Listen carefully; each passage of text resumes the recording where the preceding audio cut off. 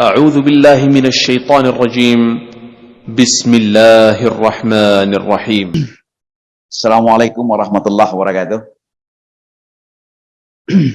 Alhamdulillah wa syukurillah wa syahadu an la ilaha illallah wa syahadu anna Muhammadan abduhu wa rasuluh sallallahu alaihi wasallam la nabiyya ba'dah. Bapak-bapak jamaah An-Nur yang berbahagia, pertama sekali saya mengucapkan syukur alhamdulillah kehadirat Allah Subhanahu wa taala. Ini merupakan satu kehormatan luar biasa bagi saya diberikan kesempatan untuk jadi narasumber pengajian pada malam hari ini. Ini kajian kita ini boleh dikatakan ini majelis studi Al-Quran. Jadi oleh karena itu mungkin kita ya tentu bagaimanapun juga saya harus banyak mendasarkan argumentasinya daripada Al-Quran ya, karena dibilang studi Al-Quran gitu ya. Nah, jujur saya katakan ini bukan bidang saya, bukan keahlian saya ya, tapi karena memang teman-teman mendesak, minta dicoba, ya udah kita cobalah gitu. Oleh karena itu saya menawarkan ketika itu kita buat satu paket gitu kan. Satu paket itu bagaimana kita mencoba mengkonstruksi kesolehan diri dan kesolehan keluarga.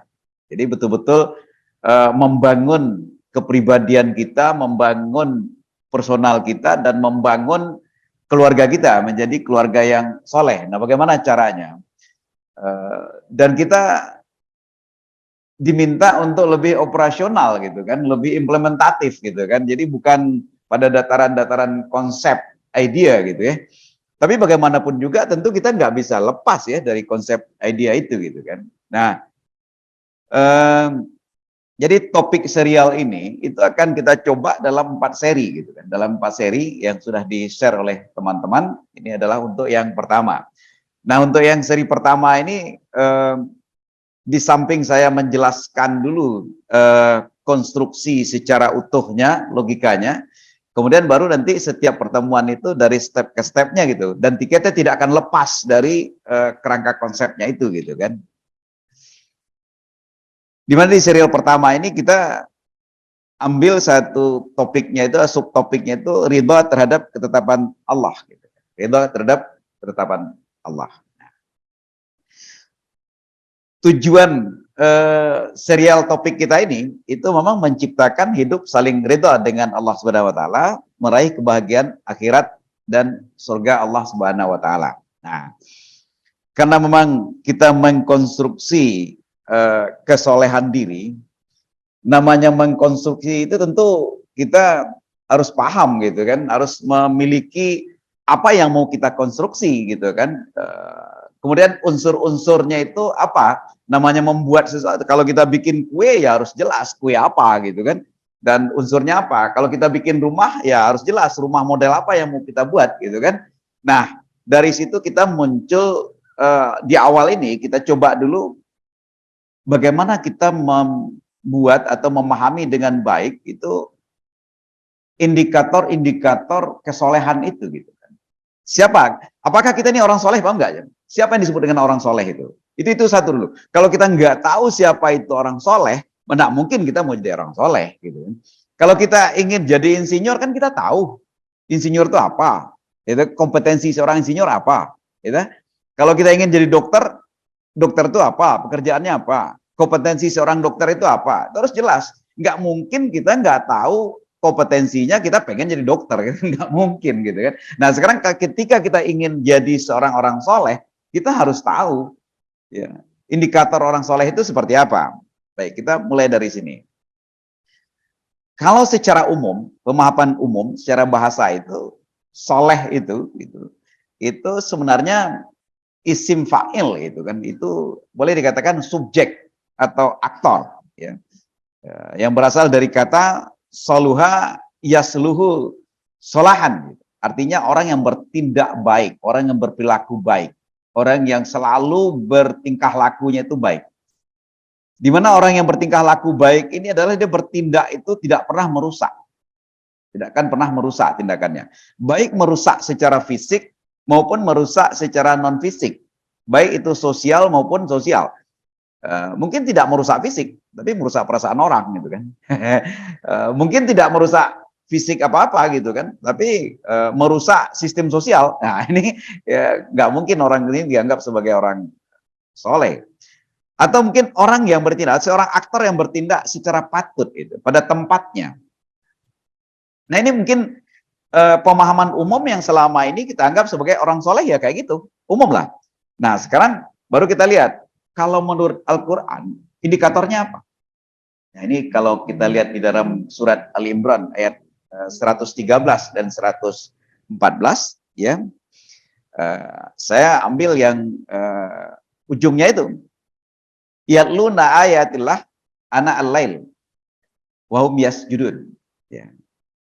Nah, ini salah satu di antaranya, ya, itu adalah orang yang membaca Al-Quran itu di malam hari, ya, an-lail, malam hari. Wahum yasjudun. Kemudian baru dia lanjut sholat. Berarti di sini mananya apa? Tahajud. Karena ini nggak ada jadwal waktu sholat wajib, nggak ada di situ kan? Tapi lebih jauh harus kita maknai apa? Kenapa harus baca Al-Qur'annya malam? Orang yang soleh. Kenapa nggak di sini habis maghrib? Berarti ada satu makna yang tersembunyi di sini, itu adalah amaliyah yang tidak diketahui oleh orang. Sekarang kita punya nggak? Ada amaliyah yang hubungannya dengan Allah, yang hanya tahu itu kita dan Allah. Nah, inilah makanya baca Al-Qur'annya, tilawahnya itu tengah malam. Ya. Kemudian dilanjutkan dengan tahajud. Ini indikator perilakunya ini kan, konkret ini. Ya. Nah kemudian kalau perilaku sosialnya, punya nggak kita kepedulian terhadap sesama manusia atau terhadap umat, yang sebenarnya yang tahu itu hanya kita dan Allah. Tidak perlu orang lain tahu. Nah, itu satu. Ya. Nah, berikutnya itu adalah kalau di ayat 114-nya disebutkan itu adalah yu'minu nabillahi wal yaumil akhir. Itu udah pasti. Itu saya yakin lah. Kita ini semua adalah orang yang beriman. Ya. Dan itu tidak terlihat kan. Wa ya'muruna bil ma'ruf. Nah, ini dia. Orang yang selalu mengajak kepada kebaikan. Mengajak kebaikan ini tentu tidak kita pahami harus berdakwah, harus ceramah kayak begini. Itu harus dimulai dari diri sendiri. Bisa nggak kita mengajak diri sendiri untuk kebaikan? Jangan ngajak orang lain dulu, untuk kita diri sendiri. Ngajak nggak untuk kebaikan? Mengarahkan diri kita itu selalu untuk berbuat kebaikan. Kemudian itu dilanjutkan dengan keluarga. Nah, caranya mengajak itu seperti apa? Nggak perlu teriak-teriak, nggak perlu ngomong banyak gitu kan. Pendidikan terbaik itu adalah dengan mencontohkan. Ini ada satu yang menarik Bapak Ibu. Saya di kampus saya itu dulu, saya kewalahan itu dengan mahasiswa itu, saya pernah diberi tugas itu di lembaga pengabdian gitu. Itu sulit untuk apa namanya, mengutin sampah itu loh Pak, dia buang sampah sembarangan. Saya bikinlah satu gerakan dengan teman-teman dosen, yuk kita bikin tim.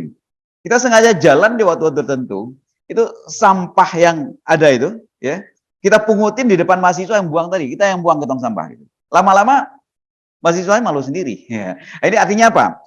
Bagaimana kita berbuat baik itu membawa ke yang ma'ruf itu dicontohkan. Ini nggak usah pakai teriak-teriak, pakai apa namanya, dicontohkan aja. Nah di rumah pun juga harus seperti itu.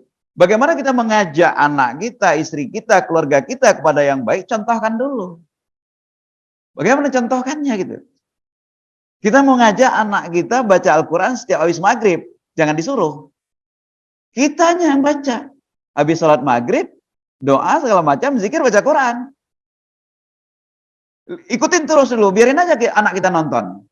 Nanti lama-lama baru kita, Bo ya sesekali kamu ikut baca Quran juga doang kayak bapak gitu. Kayak ibu gitu kan. Lah kalau nggak dicontohkan kayak gitu, kita hanya bisa teriak kan. Anak kita diminta, kita berharap anak kita baca Al-Quran. Pagi, sore, habis maghrib, habis subuh baca Al-Quran gitu. Tapi kita nggak pernah melakukan, nggak mungkin. Nah, ini baru indikator. Wayan hawanil mungkar itu mencegah perbuatan-perbuatan yang mungkar atau menjauhi dari perbuatan-perbuatan yang mungkar, perbuatan yang tidak baik, yang tidak bermanfaat, yang maksiat. Ya. Lagi-lagi juga caranya juga dengan cara baik. Jadi jangan sampai melakukan amal ma'ruf itu dengan cara tidak ma'ruf. Ini nggak benar. Cara baik, ini contohkan. Termasuk juga yanha anil mungkar ini juga seperti itu. Itu dengan cara baik juga, bukan dengan cara kasar, tapi dengan persuasif. Ya. Dan dimulai dari diri kita. Wa yusari'u fil khairat. Kemudian lebih banyak, lebih bersegera, lebih cepat-cepat, lebih banyak kita berbuat kebaikan. Nah, kalau diterjemah kebaikan ini apa? Ya, kebaikan itulah segala sesuatu yang bermanfaat untuk diri kita, bermanfaat untuk orang lain, bermanfaat untuk lingkungan, itu yang baik. Jadi ukuran baik itu jelas kan? Kita berbuat baik nggak nih? Kalau bermanfaat buat baik, tapi kalau nggak bermanfaat berarti paling tidak itu tidak baik gitu. Kalau nggak akan sampai pada tingkat yang merusak gitu kan. Nah inilah yang disebut dengan orang-orang soleh. Wa ulaika minas sholihin. Jelas kan indikatornya itu ibadah malam. Kemudian orang beriman sudah pasti kan. Amar ma'ruf nahi mungkar, segera berbuat kebaikan. Ini kita elaborasi ke sini, Pak. Ada lagi ternyata. Saya lupa. Di dalam surat Al-Ankabut juga ada lagi. Wallazina amanu wa amilus shalihat lanudkhilahum fis shalihin. Nah, orang-orang yang selalu berbuat baik itu ya digolongkan kepada orang soleh. Kemudian di surat Al-Munafikun itu juga ada lagi. Ternyata ada satu indikator lagi. Itu wa anfiqu mimma razaqnakum min qabli ayatiya adakumul maut. Jadi jangan nyesal nanti ini. Ya, jangan nyesal karena di ujungnya itu ketika seorang sudah meninggal, kemudian dia minta waktu kembali ke dunia itu, ya, kembali ke dunia tersebut, ya, sebentar saja pada Allah. Dia bilang apa? Hanya untuk menafkahkan hartanya. Kenapa dia ingin untuk menafkahkan hartanya itu? Gitu kan? Fa asaddaqa wa akum minas shalihin, supaya saya menjadi orang soleh. Indikator lagi. Tambah satu lagi indikatornya. Nah, kalau kita coba lihat ke sini, ini yang saya coba masukkan sini. Apa amal soleh itu kita? Ibadah malam, berbuat baik yang bermanfaat, tidak merusak, amar ma'ruf nahi mungkar, sedekah harta untuk akhirat.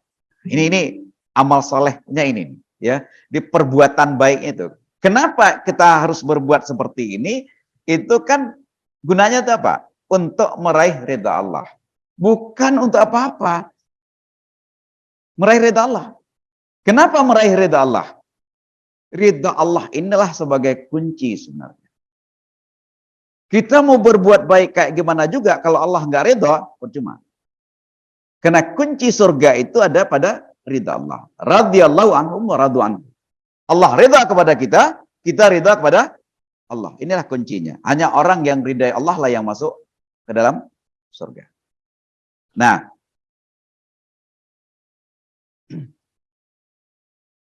terus siapa yang bisa beramal soleh kayak gini? Itu hanyalah aktornya itu siapa? Pribadi-pribadi yang positif. Kalau pribadi negatif nggak mungkin dia akan melakukan amal soleh ini, nggak mungkin. Nah, berarti di sini apa? Kalau kita mengkonstruksi kepribadian yang soleh, keluarga yang soleh, berarti di situ apa? Yang kita bentuk pertama sekali itu karakter pribadi kita. Yang memperoleh karakter pribadi kita. Kemudian nanti baru sikap kita. Dua ini yang akan menjadi fokus diskusi kita, ya, pada kesempatan malam ini. Pertama, pribadi yang positif. Pribadi yang positif ini itu dibentuk dengan cara apa? Berikutnya pribadi yang takwa, pribadi yang peduli sesama, kemudian pribadi yang rendah hati. Jadi kalau kita ingin jadi orang soleh, kepribadian kita bentuk dulu. Untuk bisa berpotensi menjadi amal soleh tersebut, itu hanyalah orang-orang yang pribadinya positif, pribadi bertakwa, pribadi peduli sesama, kemudian pribadi yang rendah rendah hati. Kenapa ini yang pribadi seperti ini? Karena itu yang diinginkan oleh Allah Subhanahu wa taala. Dari mana? Itu. Pribadi positif itu hanya melalui sholat kok. Melalui sholat. Nah, seperti yang disampaikan oleh Allah Subhanahu wa taala dalam surat An-Nisa ayat 103 dikatakan bahwa inna sholata kanat 'alal mu'minina kitaban mauquta. Salat itu memang diwajibkan bagi kita. Diwajibkan kepada kita orang yang beriman. Kenapa? Ya. Inna sholata tanha 'anil fahsya'i wal munkar. Ini dalam surat Al-Ankabut 45. Ya. Jadi untuk mencapai tanha 'anil fahsya'i wal munkar tadi, kepribadian kita harus menjadi kepribadian yang baik dulu, positif dulu. Melalui apa ini diciptakan? Salat. Tapi tentu salat yang rutin ya, salat yang benar kan? Nah, sebenarnya salat ini itu adalah pendekatan yang dilakukan oleh Allah Subhanahu wa taala untuk membuat atau menciptakan kepribadian kita yang positif. Itu pendekatannya adalah pendekatan psikologi. Ya, jadi Allah itu tahu persis ya dalam membentuk kepribadian kita, ada pendekatan psikologi, ada pendekatan biologi, ada pendekatan sosial, ada pendekatan sosial budayanya gitu kan. Nah, atau spiritual lah gitu. Nah, kenapa Allah itu tahu kita manusia ini itu makhluk yang sebenarnya adalah berdimensi 4 itu. Al-Quran juga bilang seperti itu, ya. Al-Quran dibilang seperti itu, ya. Allah mengatakan bahwa manusia itu diciptakan dari nutfah, katanya kan. Itu ada menunjukkan ada proses biologi.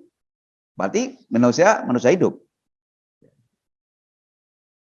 Nah, kemudian kenapa harus psikologi, manusia bersifat psikologi. Nah, inilah disebutkan innal insana khuliqa halu'a.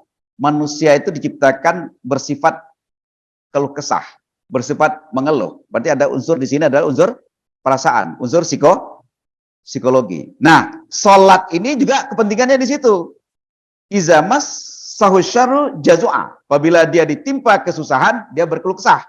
Wa izamas sahus khairu manua. Kalau dia mendapatkan kebaikan, dia akan kikir, dia akan pelit. Nah, illal musallin, kan? Nah, ini di dalam surat Al-Ma'arij. Illal musallin. Hanya orang-orang yang salat yang bisa jiwanya itu tenang.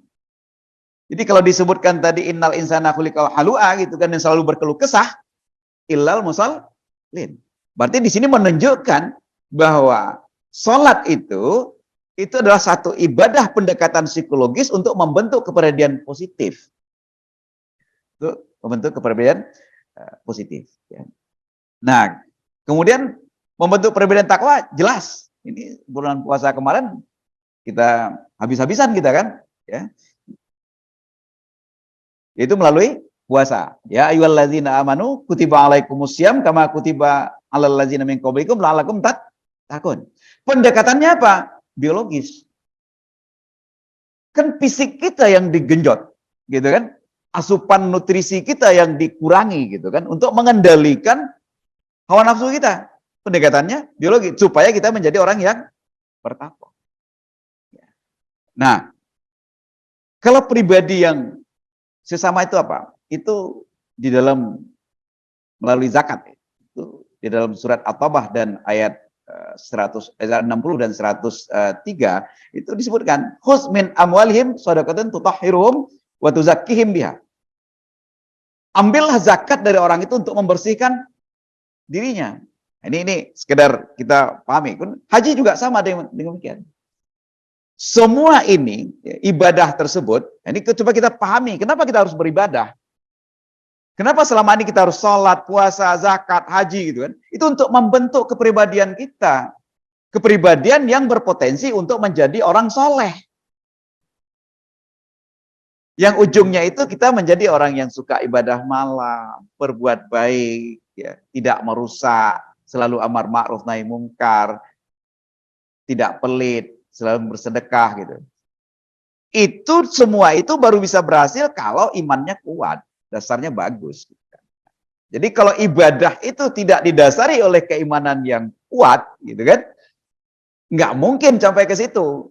Jadi kalau kita lihat bagaimana ternyata rentetan dari iman sampai ke amal soleh tadi, itu proses pembentukan kepribadian.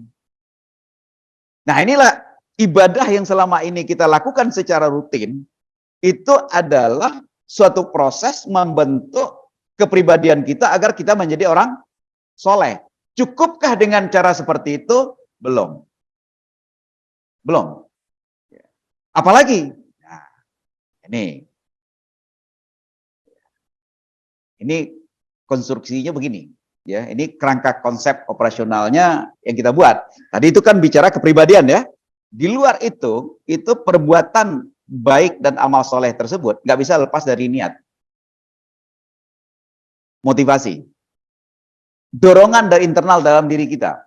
Nggak bisa lepas dari itu. Mau kepribadian kita udah baik pun kalau memang niat, motivasi, dan dorongan internal itu nggak ada dari dalam diri kita, yang tadi kita katakan amaliyah malam hari, beramal malam, kemudian amar ma'ruf nahi mungkar, segera berbuat kebaikan, dan segala macam bersedekah itu niatnya mungkin ada, tapi bisa jadi nggak lurus. Kemudian apa yang mempengaruhi niat ini? Ini, kita coba lihat. Pertama itu adalah sikap. Sikap hidup nih. Nah, ini kunci, Pak. Di luar kepribadian tadi, ini yang inti kita pada malam ini dulu. Itu membentuk sikap hidup, ya, menanamkan sikap kehidupan. Apa sikap kita dalam kehidupan ini sebenarnya? Untuk kita bisa jadi orang soleh. Di luar kita bicara membentuk kepribadian tadi. Nanti kita pakai ini adalah sikap hidup, kita tanamkan itu Quran surat Al-Qasas ayat 77.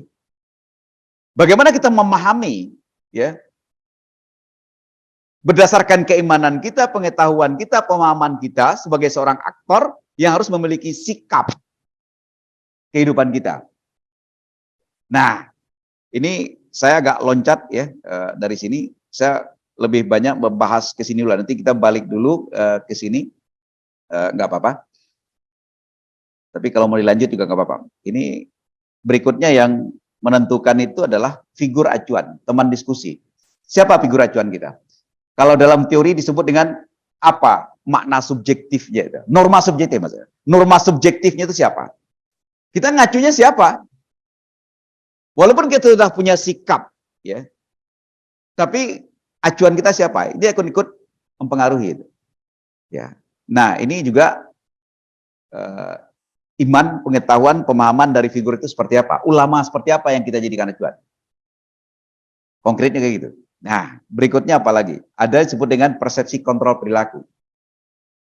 Ya. Persepsi kontrol ini itu dipengaruhi akan mempengaruhi niat dan tindakan kita. Ini semua itu dipengaruhi oleh kontrol iman, pengetahuan, dan pemahaman kita. Nah, masing-masing ini yang akan lama kita nanti. Mungkin hari ini kita akan coba bahas ini. Sikap hidup kita, kemudian figur acuan kita. Ya, dalam mengkonstruksi kita menjadi orang soleh. Kemudian nanti untuk pertemuan-pertemuan berikutnya kita coba persepsi kontrol perilaku kita seperti apa. Untuk kita bisa jadi orang soleh. Jadi kerangka ini akan kita jadikan satu satu kesatuan dari apa yang akan kita bicarakan pada pertemuan-pertemuan berikutnya. Kita sekarang bicara untuk malam hari ini adalah sikap hidup. Oke. Ya, ini semua saling terkait ya, nggak bisa terpisah-pisah. Oke. Ini kita bicara tentang sikap hidup tadi. Ini surat Al-Qasas ayat 77. Ini harus bisa menjadikan sikap hidup kita ini. Kapan perlu ini dihafal, Pak? Hafal ini. Ayatnya pendek. Ya. Wabtaghi fima atakallah darul akhirah. Bersegeralah dan kita cari, ya, apa yang telah dianugerahkan Allah kepada kita, kebahagiaan di akhirat. Wala tansa nasibaka minad dunya. Bagaimana kita memahami ini menjadi sikap hidup kita? Apapun kehidupan ini, bagi kita sikap hidup kita apa? Prioritasnya akhirat. Jadi ada yang keliru. Seimbang dunia akhirat. No. Itu berdoa, Pak. Rabbana atina fid dunya hasanah wa fil akhirati hasanah. Itu doa, Pak. Tapi kalau sikap hidup menurut Al-Quran ini, Jelas-jelas ini. Wabtaghi fima atakalah darul akhirat. Prioritaskan akhirat. Ya. Tapi kita tidak meninggalkan dunia. Kenapa ini yang menjadi ini kita? Apapun yang kita lakukan. Ini kita bicara di sini kita taklim, kita pengajian, kita mencari dunia, prioritas kita di sini dunia akhirat. Akhirat, ya. Mudah-mudahan begitu, ya. Tapi nggak selamanya bagi orang seperti itu kan. Makanya ini sikap hidupnya. Bapak ibu berumah tangga, ketika mendapatkan istri dulu pikirannya prioritasnya akhirat atau dunia. Sekarang mungkin bisa berubah ya, karena udah sering ke masjid kan. Tapi ketika awal nikah dulu gimana kira-kira? Dunia kan? Nah, berarti sekarang rubah. Kalau mau jadi orang soleh, apapun aktivitas kita sekecil apapun, itu pertimbangan prioritasnya adalah akhirat. Dunianya pasti akan. Nah, kenapa ini harus kita lakukan? Kenapa ini harus kita lakukan? Untuk bisa mengimplementasikan ini, itu ayatnya dilanjutkan oleh Allah. Wa ahsin kama ahsanallah ilaik. Ini sebenarnya kata-kata, kenapa saya kasih judul ridho terhadap ketetapan Allah. Wa ahsin kama ahsanallah ilaik. Inilah implementasi dari wabtaghi fima atakallah darul akhirah itu. Memprioritaskan akhirat itu. Jadi apapun kenyataan yang kita hadapi, apapun kenyataan yang kita kita jalani, harus kita lihat sebagai perbuatan baik Allah kepada kita. Sekalipun musibah, harus dilihat sebagai perbuatan baik Allah kepada kita.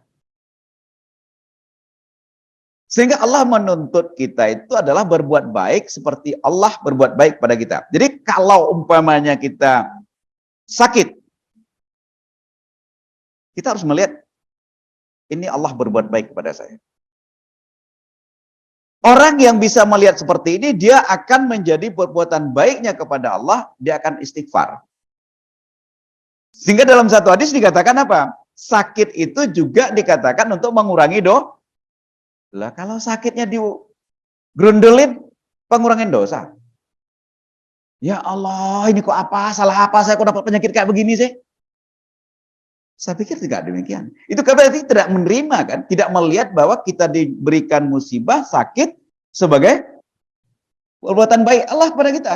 Padahal Allah sayang kepada kita supaya dosa kita berkurang. Caranya seperti apa? Istighfar, Pak, ketika sakit.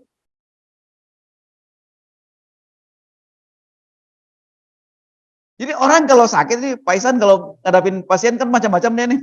Ada yang memang sabar gitu ya Pak. Nah kalau orang yang seperti ini seharusnya sabar Pak Isan. Seharusnya dia istighfar aja. Dia datang, ada yang sakit yang dia rasakan, kemudian dia akan mengatakan, astagfirullahaladzim. Astagfirullah. Ampun, kalau dia mati pada saat itu, dia mati dalam keadaan beristighfar. Itu baru dia disebut apa? Ahsin kama ahsanallah ilaik. Sekalipun buruk.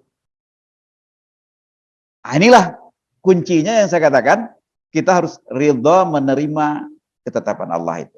Jadi kehidupan kita ini adalah kehidupan ketetapan Allah ini. Apapun yang kita hadapi, apapun yang kita jalani, ya Allah, kita yakin dari iman kita kan, itu adalah dari Allah. Nah, bagaimana kita menyikapi itu dalam bentuk yang positif juga, berbaik juga kepada Allah. Sakit pun kita istighfar. Apalagi kalau kita mendapatkan satu kenikmatan, satu yang baik kita diberikan. Kita juga harus balas lagi berbuat baik. Ya. Pak Ismet dapat istri kan? Itu perbuatan baik Allah kepada Pak Ismet itu. Kalau bukan karena perbuatan baik Allah kepada Pak Ismet, jangan-jangan sampai sekarang jomblo. Ya kan? Nah, bagaimana meresponinya? Perlakukanlah istri itu sesuai dengan apa yang diinginkan oleh Allah. Apa diinginkan Allah? Perlakukan dia. Berikan nafkahnya. Jangan kasari dia. Berikan tanggung jawab kita kepada seorang istri. Sebaliknya juga demikian. kita ditakdirkan oleh Allah menjadi suami si A, si B gitu kan. Itu kan perbuatan baik Allah kepada dia. Kalau enggak, jangan-jangan enggak kawin-kawin sampai sekarang. Oleh karena itu, dia harus juga berbuat baik kepada Allah. Berbuat baik kepada Allah itu adalah menjalankan tugasnya sebagai seorang istri. Disinilah yang kita katakan bahwa ketika dia nikah itu, ketika dia bertemu, itu wabadari fi ba'atakallah. Berumah tangga karena mengejar akhirat. Kalau dulu lain, kita perbaiki sekarang ini. Sikap hidup ini kita perbaiki, Pak. Sikap hidup ini kita perbaiki. Memperbaiki sikap hidup yang paling penting, Pak. Apapun yang kita temui. Kenapa ini yang harus kita lakukan? Kenapa itu? Kenapa harus berbuat baik dan meresponinya dengan cara baik juga? Sekalipun itu buruk. Karena kalau kita balik, ya, kalau kita balik ayat ini kita coba, saya mencobanya gini, Pak. Kan ini yang kita bicarakan tadi itu kan ini. Wa badari tima atakallah darul akhirah wala tansa nasibaka minat dunia. Ahsin kama ahsanallah, itulah yang Allah suka. Innallaha yuhibbul sini. Nah, tapi kalau dibalik, Pak, ya, ini enggak sama nih. Ini ayatnya saya coba balik. Saya dahulukan itu adalah dunianya, ya. Saya memang motifnya nggak mau potong-potong kayak Al-Quran, tapi posisinya saya balik aja ya. Maknanya mendahulukan dunia di sini kan, nasibaka minad dunia. Kemudian baru wabtaghi bima atakallah. Dia akan cenderung merusak, Pak. Tabghil fasad fil ardi. Karena di dalam ayat di atas tadi itu disebutkan ini, ujungnya kan. Nah, ini saya. Wala tabghil fasad fil ardi. Setelah Allah mengatakan wa ahsin kama ahsanallahu ilaik, langsung dikunci. Wala tabghil fasad fil ardi. Janganlah kamu berbuat kerusakan di muka bumi. Innallaha la yuhibbul mufsidin. Allah enggak suka dengan orang-orang yang berbuat kerusakan. Nah, ini yang saya katakan begini. Dia akan cenderung untuk berbuat kerusakan di muka bumi. Kalau orang itu cara berpikirnya, sikap hidupnya mendahulukan atau memprioritaskan dunia dibandingkan akhirat. Saya akan ambil contoh kita berumah tangga. Kalau kita berumah tangga mendahulukan kepentingan dunia, istri kita cantik, Pak. Pasti lama-lama dia akan keriput ya, Pak. Secara dunia, cari yang satu lagi, Pak. Poligami kita, Pak. Poligami walaupun dibolehkan, tapi ada cenderung merusak nggak? Ada yang dirusak nggak di situ? Ada. Minimal merusak perasaan istri. Merusak perasaan anak. Merusak hubungan keluarga. Keluarga besar. Rusak nggak, Pak? Ada yang tersinggung nggak? Rusak, kan? Kenapa? Karena dalam rumah tangga itu lebih mendahulukan cara berpikirnya. Konsep berpikirnya itu adalah mengedepankan dunia. Tapi kalau akhirat yang dia kedepankan, sekalipun istrinya sudah keriput, ya tetap melaksanakan kewajibannya. Sebaliknya begitu. Dulu ketika aktif, ketika produktif, uang banyak, istri sayang sama kita. Ini kalau istrinya yang mendahulukan dunia nih, Pak, sayangnya luar biasa nih. Pas kita pensiun, belum terasa. 3 bulan, 6 bulan setelah pensiun, uang udah dikit, Pak. Biasanya bikin kopi pagi. Nah, kenapa? Karena istrinya berpikir dunia. Rusak nggak? Apa yang dia rusak? Perasaan Bapak dia rusak. Ya Allah, ini gara-gara saya udah nggak punya duit banyak kayak dulu lagi, kopi pagi bikin sendiri nih kalau gini. Rusak nggak perasaannya, Pak? Rusak perasaan kita. Ini istri itu udah merusak. Makanya Allah bilang, jangan kamu mendahulukan dunia itu. Prioritaskanlah akhirat. Kalau sudah Anda balik, Anda pasti akan berperilaku merusak. Anda akan berperilaku merusak itu.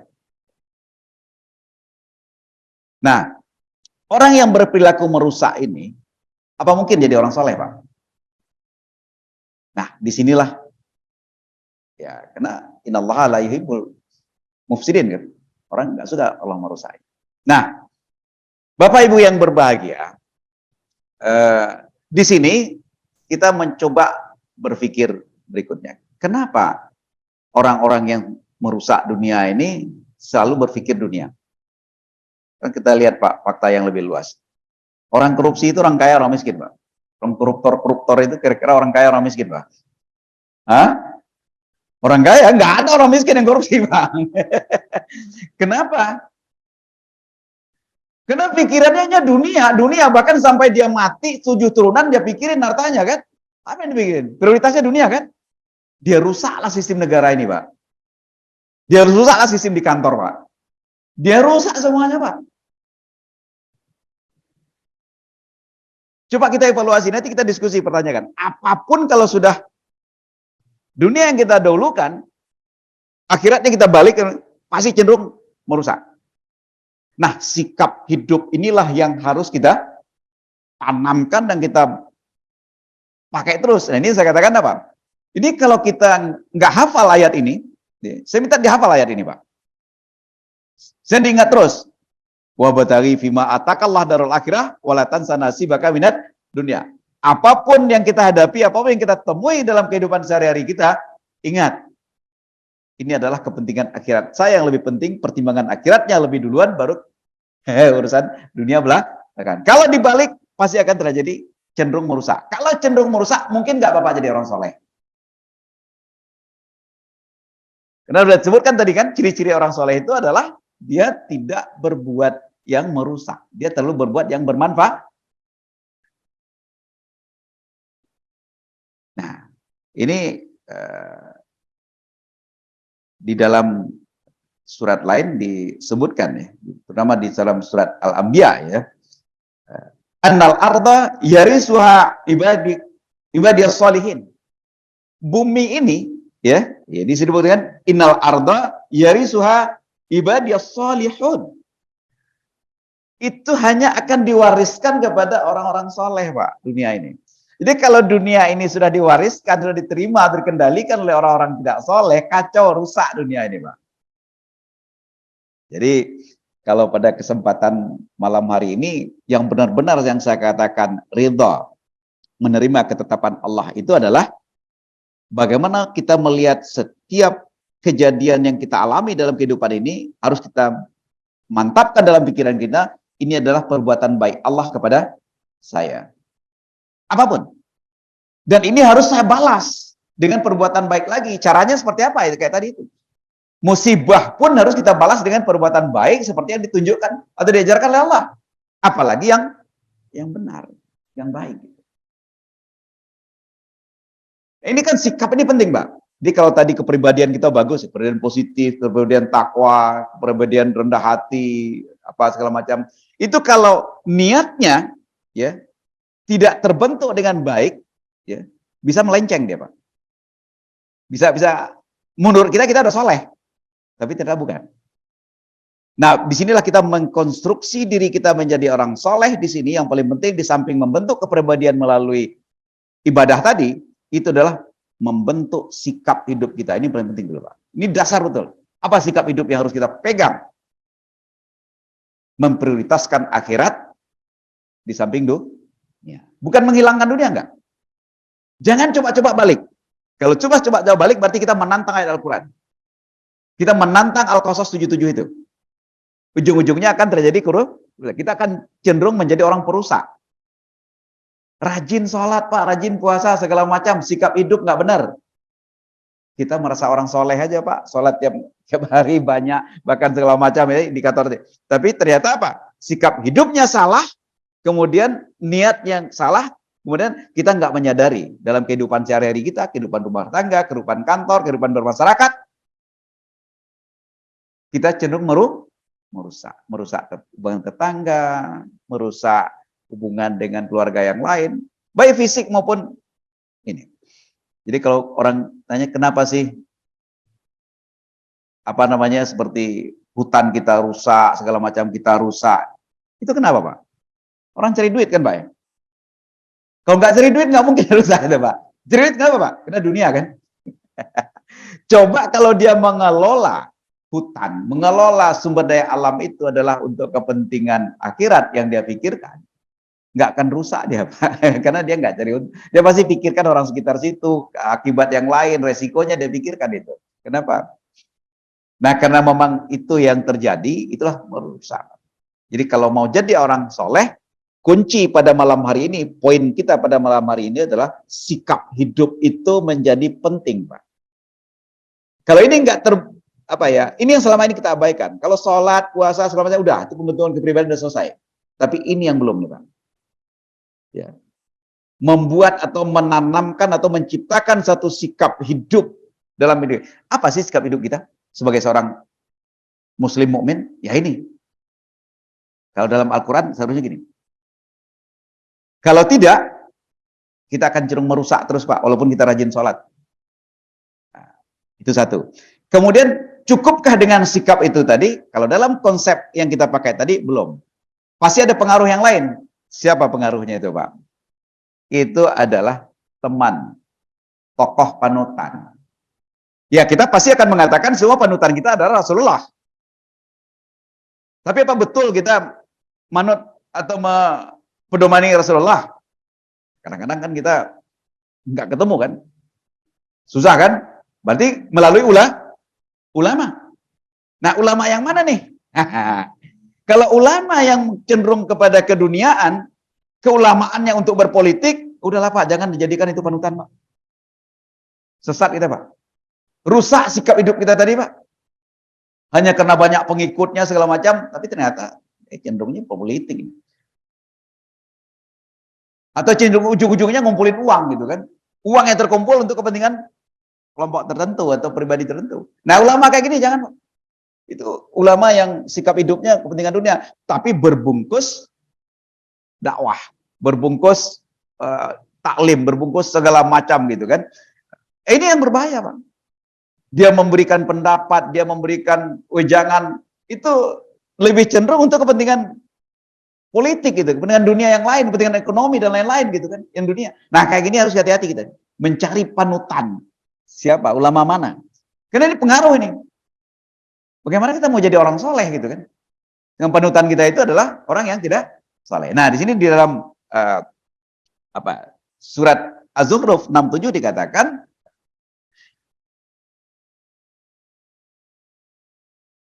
kita bisa boleh berteman itu. Teman karib kita pada hari itu nggak ada lagi gitu kan. Di mana pada al-akhillah yauma idzin ba'dhum li ba'din adun illal muttaqin. Jadi teman karib, teman apa semua gini itu bisa bermusuhan, Pak, nanti di akhirat, Pak. Ya. Pauli, Pak Ismet sekarang enak itu. Tapi ternyata nanti kalau ini hubungannya bukan didasarkan kepada ketakwaan, nanti di akhirat musuhan nih, Pak. Jadi cara mencari teman itu juga seperti itu. Hanya orang-orang yang sama-sama mendasarkan hubungan sosial berteman dan hubungan sosial panut-memanut ini adalah dasar ketakwaan. Ini yang bisa utuh, Pak. Ini yang bisa membawa kita menjadi orang bertakwa terus. Jadi norma subjektif yang menjadi acuan kita itu adalah Rasulullah pasti. Tapi kan sulit untuk kita pahami betul. Berarti kita lanjut ke ulama. Nah, memilih ulamanya ini. Di samping ulama kita punya teman, Pak. Teman yang mana nih? Pergaulan itu. Maka kalau mau melihat kepribadian orang, lihatlah temannya. Dengan siapa dia berteman. Untuk memahami siapa orangnya, lihat temannya. Nah, oleh karena itu, malam ini dua variabel ini kita pahami dulu. Itu adalah menciptakan, membangun, menetapkan pandangan itu, memantapkan pandangan atau sikap hidup kita sebagai seorang muslim mukmin agar kita menjadi orang soleh, bahwa kita harus mengedepankan, memprioritaskan urusan akhirat, kepentingan akhirat, pertimbangan akhirat untuk semua sisi kehidupan kita dalam sehari, sekalipun yang kecil. Karena ini yang hanya bisa, sikap ini akan menggiring niat kita untuk menjadi orang soleh. Ini nggak cukup hanya kepribadian yang dibentuk oleh ibadah tadi. Di samping itu kita nggak bisa pungkiri pengaruh orang sekitarnya, panutan kita. Nah, berikutnya apa lagi? Kontrol perilaku kita. Nah, kontrol perilaku inilah, ini satu persatu banyak nih, Pak, kontrol perilaku ini nanti. Kontrol perilaku ini sama dengan kayak gini nih, Pak. Kira-kira saya sanggup nggak sih melakukan itu? Kira-kira saya sanggup nggak sih untuk sholat malam, ngaji malam. Kira-kira saya sanggup nggak sih untuk bersedekah banyak? Bukan sanggup karena nggak punya duit, Pak, atau karena punya uang banyak. Tapi sikap tadi itu loh, Pak. Nah, kontrol diri ini harus kita bicarakan lagi dalam konteks Al-Quran ini. Atau mungkin mana yang boleh, mana yang tidak. Mana yang disukai oleh Allah, mana yang tidak disukai oleh Allah. Nah, ini kontrol perilaku kita nih, Pak. Jadi 3 itu nggak bisa. Kalau mau mengkonstruksi diri menjadi orang soleh, dari kepribadian kita terbentuk melalui ibadah, sikap hidup, ya, panutan, dan kontrol perilaku. Nah, bicara kontrol perilaku ini kita di sesi berikutnya, Pak. Karena itu agak banyak kan, ya, kontrolnya agak banyak gitu kan. Nah, 2 variabel ini kita selesaikan dulu. Ya, tadi yang ibadah itu sebenarnya nggak perlu kita bahas, hanya saya mengingatkan aja bahwa itu adalah kepribadian kita sudah menjadi potensi sebenarnya menjadi orang soleh. Tapi bisa saja potensi itu akan hilang karena sikap kita salah bersikap dalam hidup. Nah, saya pikir mungkin Bapak Ibu yang berbahagia ini yang bisa saya sampaikan. Ya, jadi bagaimana caranya secara implementatif untuk mengkonstruksi, menciptakan diri kita menjadi orang soleh,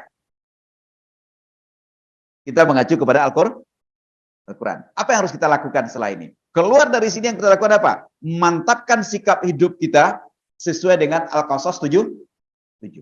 Apa? Ingat terus ya, Pak. Kalau belum hafal ayatnya, hafal suratnya, Pak. Al-Qasas 77, Al-Qasas 77 gitu. Nanti lama-lama buka, oh ini, ingat. Itu yang paling penting dulu, Pak. Kalau itu sudah mantap, nah baru kita pelan-pelan nanti evaluasi figur-figur teman-teman kita, figur-figur acuan kita evaluasi mana yang nggak cocok dengan ini, berarti kita jangan dibuang, Pak, tapi ngajaga jarak saja. Nah, di pertemuan berikutnya baru kita bicara tentang bagaimana kita mengontrol perilaku kita untuk mengetahui mana Allah yang suka, mana yang tidak suka, itu kontrol tuh. Ya. Mana yang kita sanggup, mana yang kita tidak sanggup untuk melakukan. Ini 3 variabel ini penting, ya, Bapak Ibu.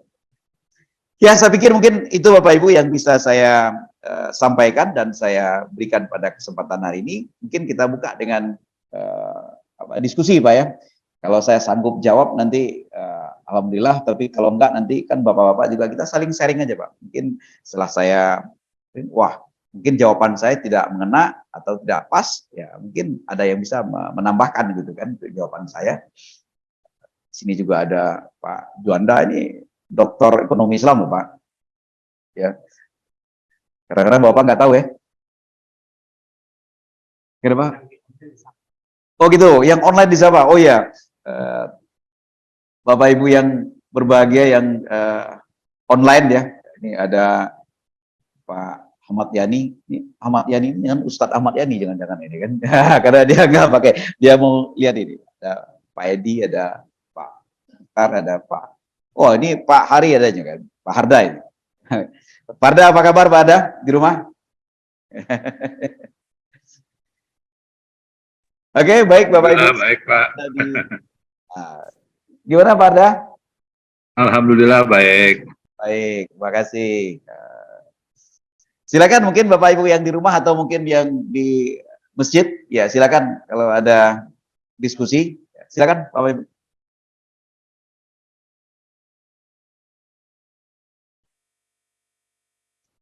Pak Basril, apa kabar Pak Basril? Assalamualaikum warahmatullahi wabarakatuh. Waalaikumsalam, ada Pak Arif, silakan Pak Arif. Ya, terima kasih Pak Farid.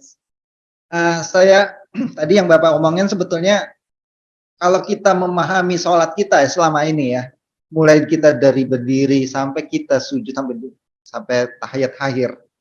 Itu kalau kita hafal kan kita pertama kita berjanji dulu sama Allah itu kan. Hidupku matiku hanya untukmu. Ya, untuk Allah maksudnya, munya itu Allah. Iya, iya. Nah, artinya kita kan yang tadi Bapak bicarakan, kalau kita bicara konsep la ilaha illallah, ya kan, itu memang gampang kita bicarakan. Tapi ya itulah pengejauhan tahan sholat kita dalam kehidupan itu, kalau kita benar-benar bisa mengartikan apa yang Bapak bicarakan tadi dalam ada berapa, 4 atau 5 tadi ya, yang baru dibicarakan 2 itu sebetulnya sudah ada di dalam sholat itu, kalau kita paham benar. Nah, kita sholat benar bukan hanya sekedar sholat nunggang-nungging aja Pak ya, tapi kita tahu sholat apa yang kita pahamin, kita beban yang kita ruku, kenapa kita harus ruku, bagaimana kita sujud, bahwa kita akan sama semuanya di hadapan Allah, ya kan? Gitu. Nah itu kalau kita bisa termatin, harusnya kan menurut saya bisa diterapin, tapi kita kadang-kadang keluar masjid sudah berubah keimanan kita. Di situ cuma kita pada saat berimannya pada saat di dalam masjid aja, pas di luar masjid lupakan segala-galanya karena dipengaruhi oleh tadi Bapak bicara lingkungan sebetulnya. Ya, lingkungan itu macam-macam yang kita bawakan, mulai dari kerjaan kita, teman-teman kita yang ada macam-macam seperti itu. Akhirnya kita ya menggeser keimanan kita menjadi sedikit puter gitu, mengarah kepada ke arah setan. Maaf ya, seperti itu. Ya kadang-kadang bisa melebihi seperti itu. Kita padahal paham bahwa kita sudah sholat, bahwa kita seperti ini, tapi kita masih ngelihat ya udah nggak apa-apalah, ini demi teman, demi semua kan. Akhirnya kita jauh dari Allah seperti itu. Menurut saya seperti itu sih Pak. Mau komentarnya aja. Terima kasih Pak. Ya, terima kasih Pak Arif ya. Saya pikir emang betul. Tapi saya katakan tadi itu, kenapa kita harus saya membuat satu kerangka konsep operasional tadi itu? Yaitu kenapa? Karena sholat itu kadang-kadang kita ketika sholat itu kita lakukan, kita sadar, tapi di luar itu kadang-kadang kita lupa gitu. Makanya sikap atau pandangan hidup ini memang yang harus kita bawa terus gitu kemana-mana gitu. Ya saya pikir mungkin dari Pak Arif ya sebagai komentar ya bagus. Terima kasih Pak Arif. Silakan mungkin ada yang lain Pak. Pak Isan, silakan Pak Isan. Terima kasih Pak Farid. Assalamualaikum warahmatullahi wabarakatuh. Waalaikumsalam. Sebelum saya bertanya, mungkin jujur aja saya pribadi apresiasi lah dengan judul yang disampaikan Pak Farid, dan ini karena dalam bentuk kajian. Ya selanjutnya dalam forum ini saya panggil Pak Faridnya Ustadz saja, guru kita. Jangan Pak, belum. Maksudnya belum sampai Pak Isan. Tapi guru boleh lah, Ustadz ya Pak ya. Jadi kalau sambil jalan pagi saya ketemu Pak Farid saya panggil. Tapi kalau forum ini sudah wajar saya panggil Pak Farid ya, Ustadz kita lah. Jadi begini Pak Ustadz Farid, saya jujur aja agak terlambat kita mendengarkan dari Pak Farid model yang seperti ini. Kalau seandainya kita bisa mendengarkan apa yang disampaikan Pak Farid dengan judul seperti ini jauh-jauh sebelumnya, alhamdulillah mungkin akan jauh lagi sudah apalah namanya ya, sudah mulailah kita menghitung-hitung hasilnya atau outputnya. Namun tidak ada kata yang terlambat. Betul. Hari ini pun dapat, alhamdulillah saya juga ilmu baru ingat Al-Qasas 77. Nanti saya lihat-lihat juga lah. Nah, ini baru masuk saya kepada pertanyaan ini Pak Farid, karena ini pertanyaan bukan maksud apa-apa, tentu untuk memperdalam, karena saya yakin tadi yang disampaikan Pak Farid, Pak Ustadz Farid pasti kulit-kulitnya dulu lah. Saya mau sedikit kita diskusi atau mengkaji lebih dalam merekonstruksi pribadi yang soleh dan diridai Allah tadi. Saya lihat yang pertama itu ada amalan dan salah satu itu ibadah malam gitu ya Pak ya. Sampai terakhir ada 5 itu infak sedekah. Baru kita dapat mencapai ridha Allah dan surganya Allah. Saya lihat begitu tadi. Ternyata ini kalau saya lihat justru ibadah malam ini menjadi hal urut nomor 1 untuk dari 5 hal yang pokok tadi. Jadi artinya kalau saya menangkap untuk mencapai ridha Allah itu bukan hal sesuatu ibadah yang biasa-biasa saja kalau saya lihat. Harus ibadahnya kualifikasinya ibadah malam atau ibadah yang sir atau yang tidak kelihatan, yang hanya Allah dan kita saja yang tahu. Betul. Ini tidak gampang untuk melakukannya, sangat sulit. Benar. Jadi ini yang nanti dapat dijelaskan lagi oleh Pak Farid. Kira-kira untuk mencapai hal yang seperti itu tidak sembarang manusia juga. Sehingga saya lihat dari cara yang Pak Farid sampaikan tadi, Pak Ustadz Farid sampaikan tadi, ternyata untuk mencapai ibadah tadi ada kepribadian, dan kepribadian inilah nanti yang menjadi aktornya atau aktornya. Dan untuk mencapai kepada ibadah tadi, saya lihat ada 4 tingkat tadi saya lihat, kalau tidak salah. Dimulai dari iman. Ya, Pertama itu iman, sudah itu ada ibadah. sudah itu ada aktor, baru capai 4 tingkat pikiran saya Betul, tadi. betul. Dan dari 4 tingkat ini, Pak Ustaz Farid, tentunya konstruksi iman ini pun harus ada pendalamannya juga itu ya Pak ya. Betul. Iman yang bagaimanakah yang bisa mencapai step-step selanjutnya sampai kita dapat mencapai ibadah yang akan diterima menjadi ridha Allah tadi, yang bisa kita menciptakan salah satu ibadah yang sifatnya sir tadi. Nah, ini dan mungkin ada kiat-kiat atau kira-kira seperti apa step yang terbaik yang mungkin Pak Ustadz sampaikan ke kita sedikit supaya ini menjadi anunya kita nih. Itu satu pertanyaannya. Atau permohonan penjelasan yang lebih dalam dari Pak Ustadz. Kemudian yang kedua, saya menangkap operasionalnya lagi. Yang saya mau lihat kan di cara kedua operasional. Ya. Dan di operasional tadi, aktor itu peranannya itu sikap. Sikap, kemudian panutan teman, dan kontrol. Ya. Tapi sepertinya sikap itulah yang menjadi majornya atau mayoritasnya. Ya, sentralnya. Sentralnya. Dan kalau saya lihat, ini yang saya memang jujur aja selama ini Pak Farid, Pak Ustaz Farid, saya sering juga sama Pak Juanda kalau ngobrol pulang salat, kalau saya prinsipnya ya mengejar dunia untuk kepentingan akhirat. Berarti saya selama ini tadi mikir-mikir agak salah-salah juga. Jadi Untung kepribadiannya baik. Untung kepribadiannya baik. Kalau kepribadiannya nggak baik, merusak itu Pak. Jadi saya begini, aduh, salah juga saya kita selama ini. Saya harus mereformasi juga ini kan. Ternyata kita yang mengejar akhirat tidak meninggalkan dunia, dibalik begitu jadinya kan. Jadi maksud saya, sikap yang bagus tadi pun belum tentu menghasilkan aktor yang baik tadi atau mendapatkan nanti akhirnya amal soleh dan ibadah tadi. Yang ini yang saya mau nanti Pak Farid sampaikan, Pak Ustadz berikan sedikit kiatnya. Semua tadi kan sifatnya dinamis itu Pak Ustadz. Betul. Ya sikap, kemudian panutan tadi itu bisa dinamis.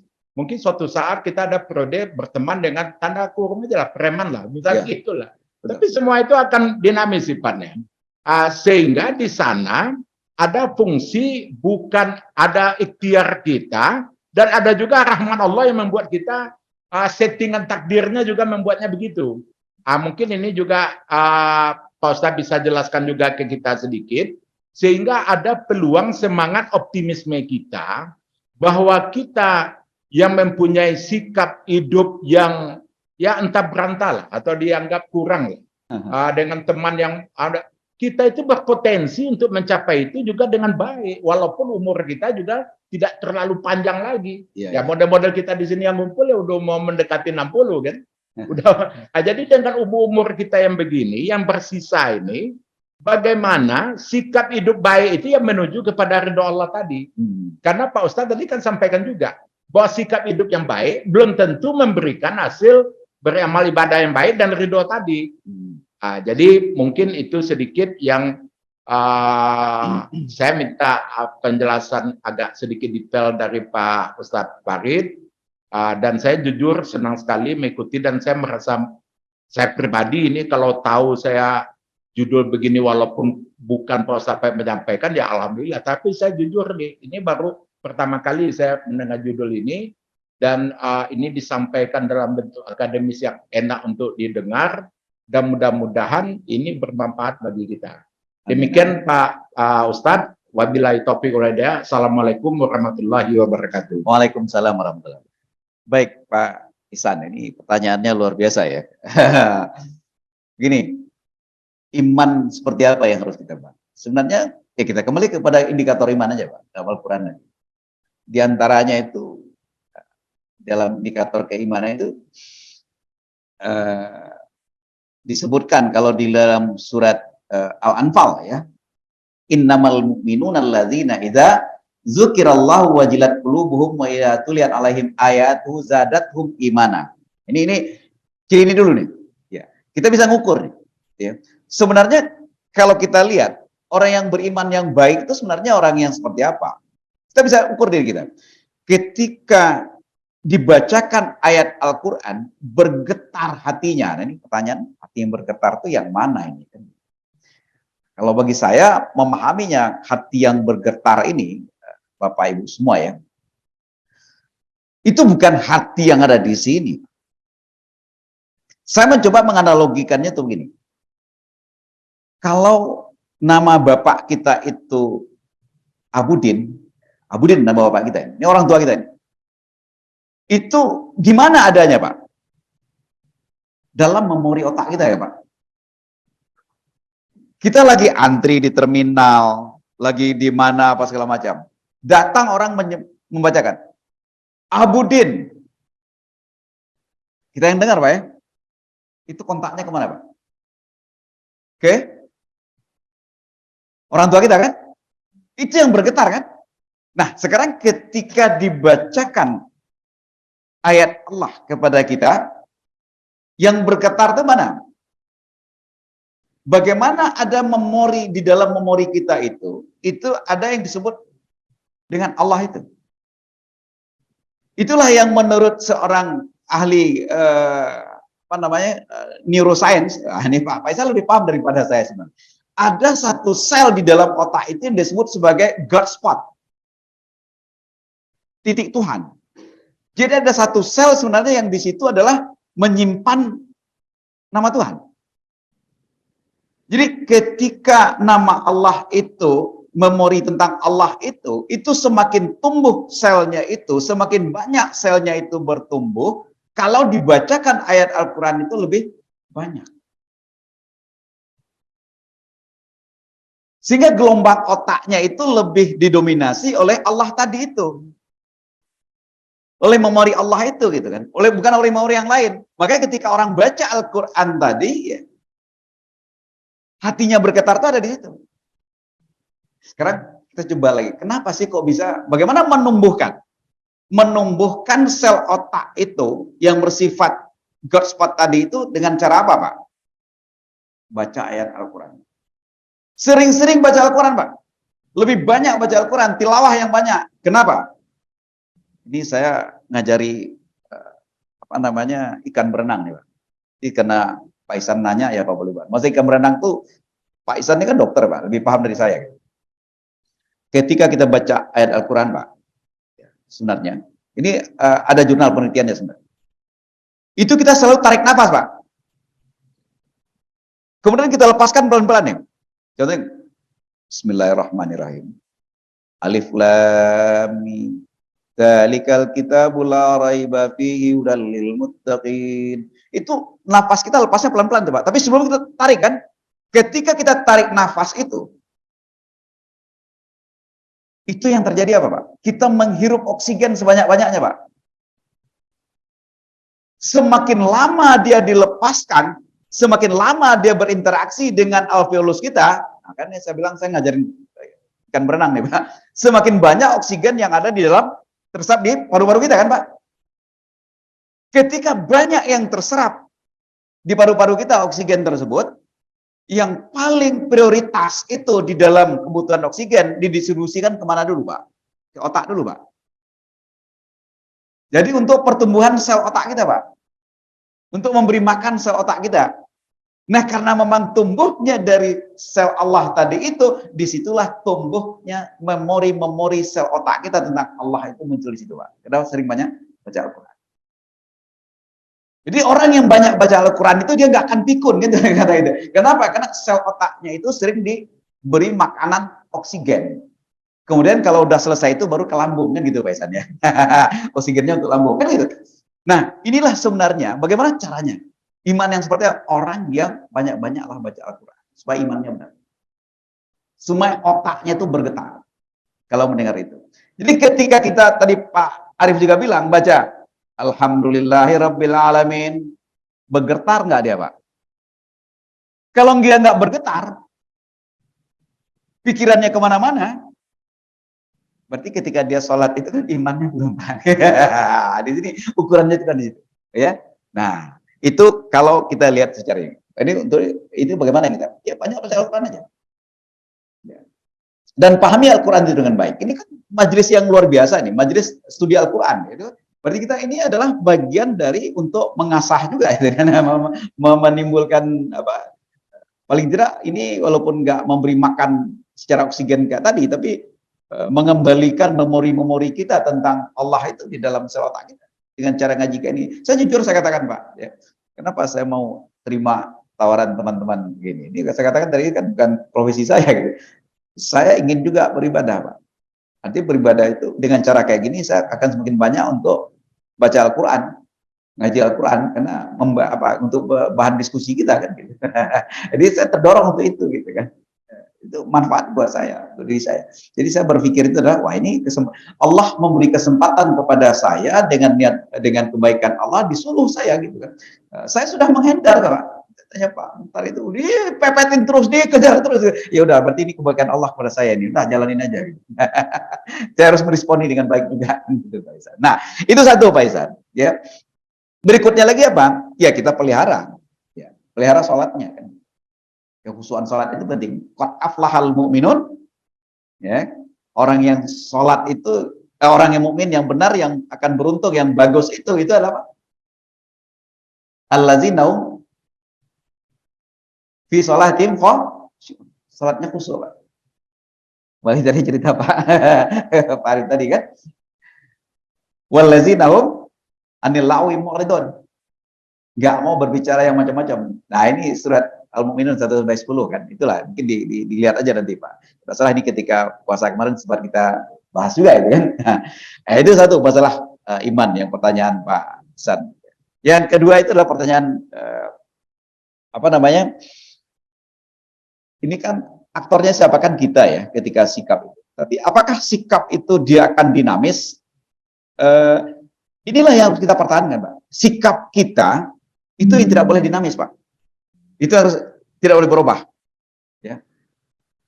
Justru yang akan dinamis itu adalah norma subjektif kita yang kita sebut sebagai panutan tadi itu nggak bertukar-tukar, Pak.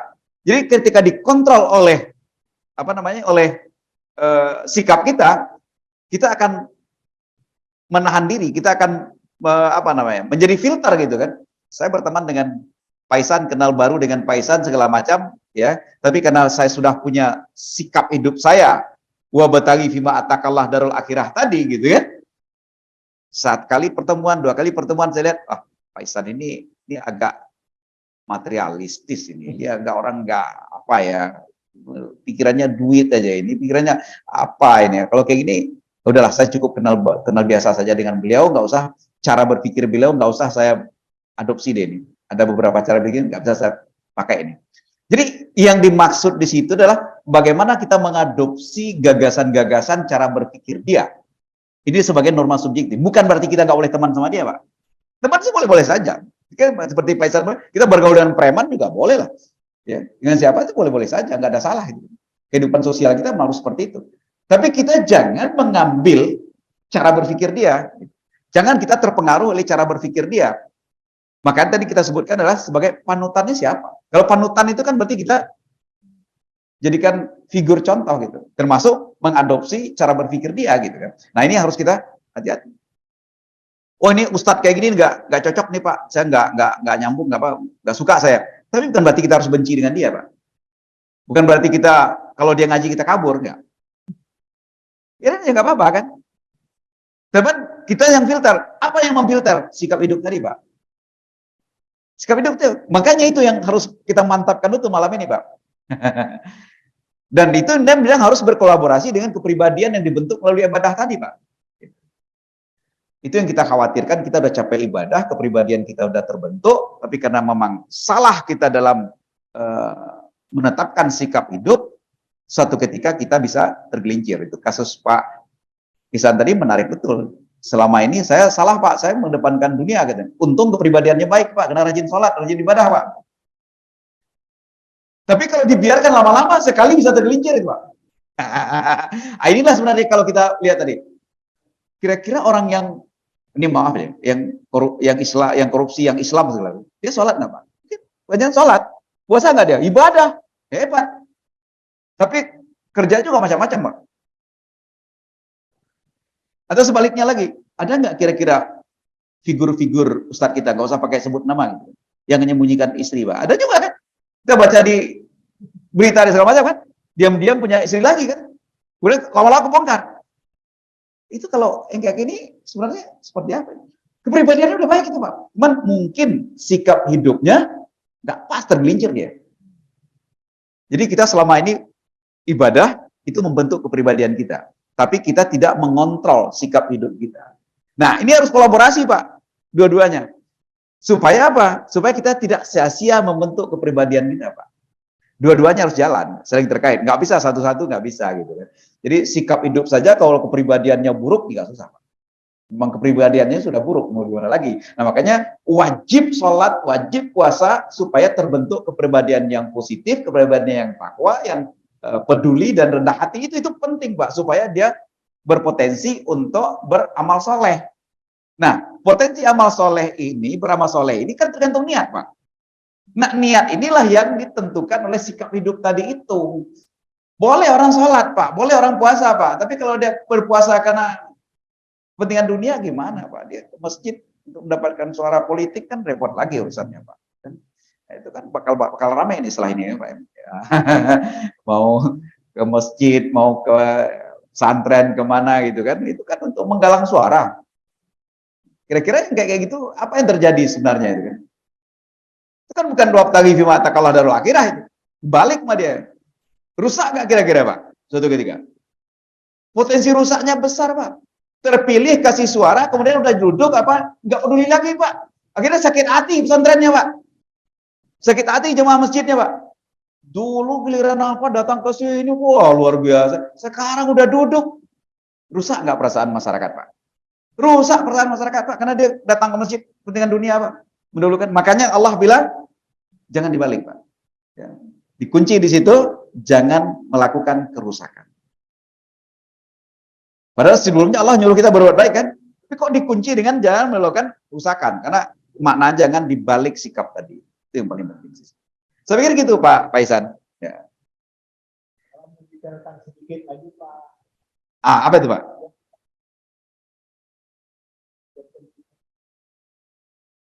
Misalnya saya contohkan, Ya. Ya.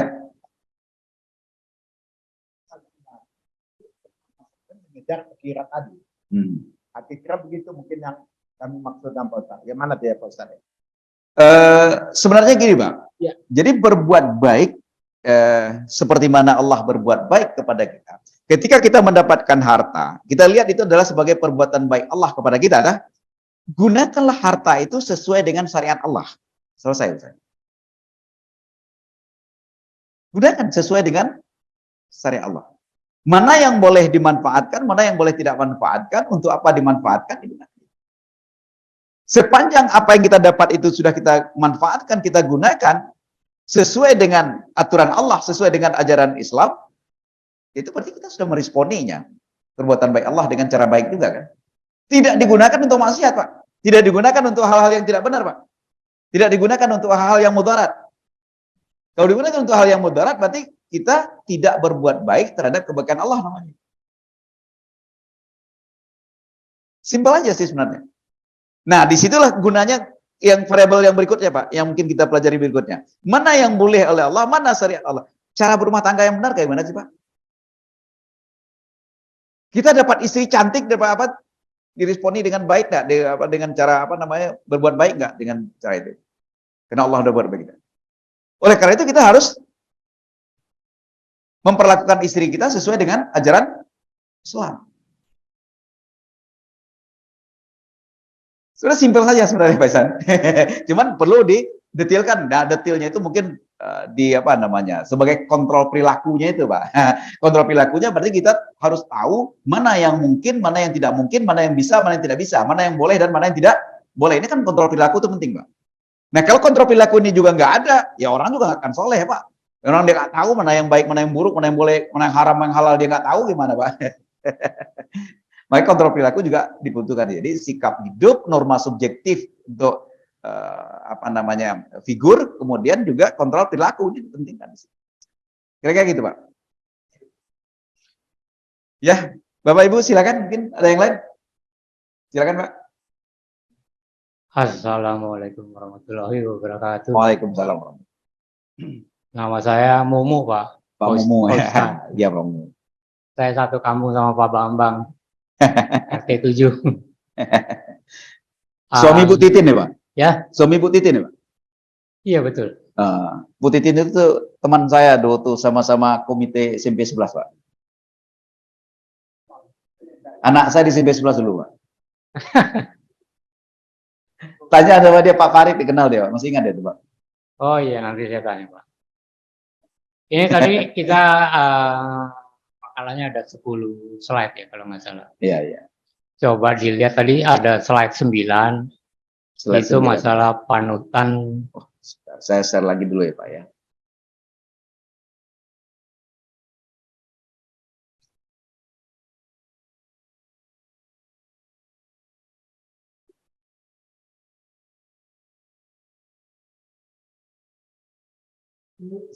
Ini ya Pak. Nah, ya.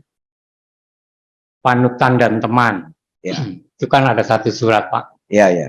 Kalau boleh saya usul, Pak. Ah. Nanti silakan kita diskus rame-rame. Ada satu surat yang mungkin juga cocok di sini, Pak. Ah. Tolong Pak Uli dibacain surat 49 ayat 13.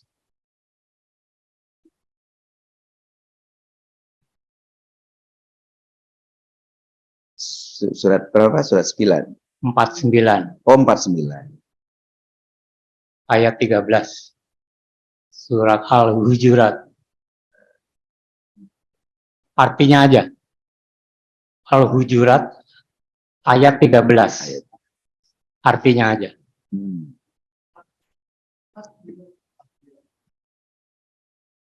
Ayat 13 surat 49. Ya. Ya ayuhan nas, inna khalaqnakum min dzakarin wa unsa wa ja'alnakum syu'uban, itu Pak ya? Ya. Ya, silakan Pak dibaca Pak.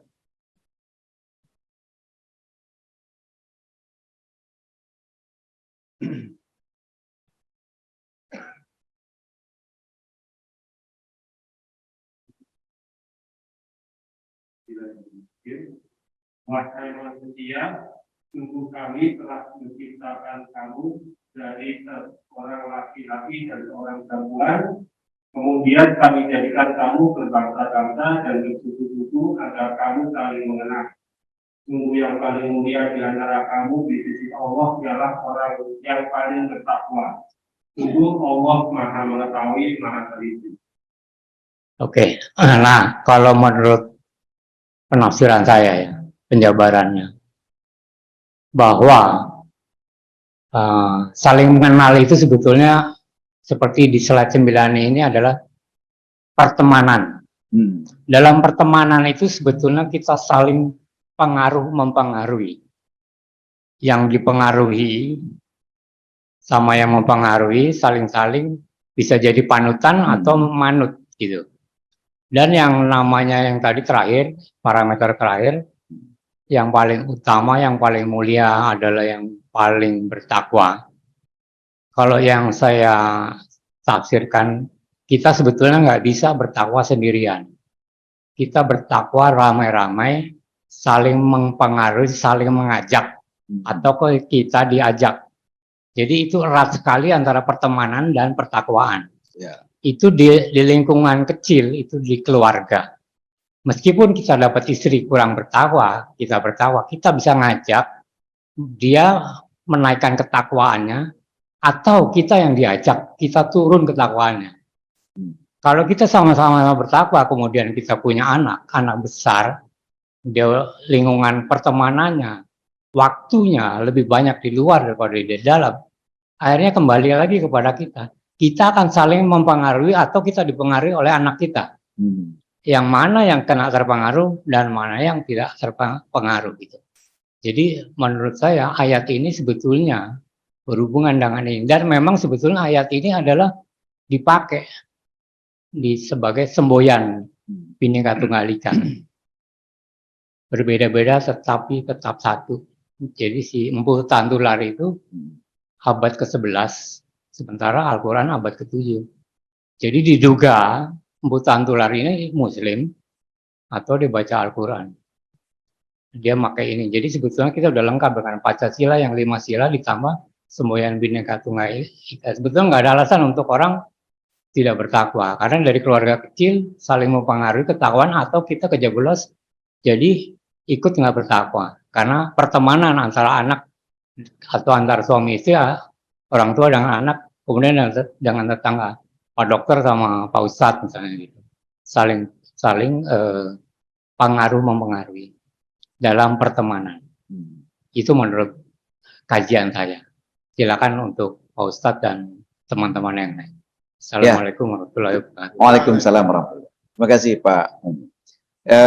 Sebenarnya ayat ini itu menunjukkan ya, kalau tadi saya katakan bahwa manusia itu diciptakan adalah dari 4 dimensi tadi Pak. Manusia sebagai makhluk biologis, makhluk psikologis, makhluk sosial. Ayat ini menunjukkan sebenarnya bahwa manusia itu adalah diciptakan Allah sebagai makhluk sosial. Artinya makhluk sosial itu makhluk yang tidak bisa hidup sendiri. Dia butuh kehidupan dengan orang lain, tapi di dalam proses itu dia harus paham, ya, dia harus paham, ya, ini siapa? Saya berhadapan dengan siapa nih? Ya, hari ini saya berhadapan dengan jamaah Masjid An-Nur, ya. Mungkin besok atau lusa atau hari Senin saya berhadapan dengan teman-teman akademisi mungkin sesuai dengan bidang saya gitu kan. Nah, itu akan saya harus mengenal. Ketika saya mengenal seperti itu, saya harus berbuat seperti apa? Apa yang harus saya lakukan? Saya bersikap seperti apa? Ini yang diajarkan sebenarnya, karena dikatakan di sini apa? Lita'arafu, supaya kita kenal. Untuk apa kita kenal? Saya mengenal Pak Muhtar. Pak Muhtar itu siapa? Tapi saya besok mengenal yang namanya Kok Kevin. Kok Kevin ini adalah seorang Cina, pedagang, yang saya kenal. Akan berbeda enggak perlakuan saya, walaupun saya tidak akan membedakan dalam artian hubungan berteman sosial, tapi saya tahu nih, saya harus berbuat apa nih. Saya nggak akan mungkin assalamualaikum ke Pak Kevin, Pak. Tapi ketika ketemu Pak Muhtar, assalamualaikum Pak Muhtar. Tapi besok saya ketemu Pak Kevin yang saya tahu dan saya mengenal, dia adalah dalam kelompok sosialnya bukan agama Islam, saya nggak akan bersalamualaikum Pak, udah dia Pak. Dia tahu. Untuk itulah gunanya. Allah mengatakan orang manusia ini diciptakan secara sosial memang saling butuh, tapi ada kelompok-kelompoknya. Nah, kelompok-kelompok dalam sosial ini supaya kita saling mengenal. Dan demikian juga dan fungsi-fungsi kita secara sosial, Pak. Dalam struktur sosial itu kan juga ada.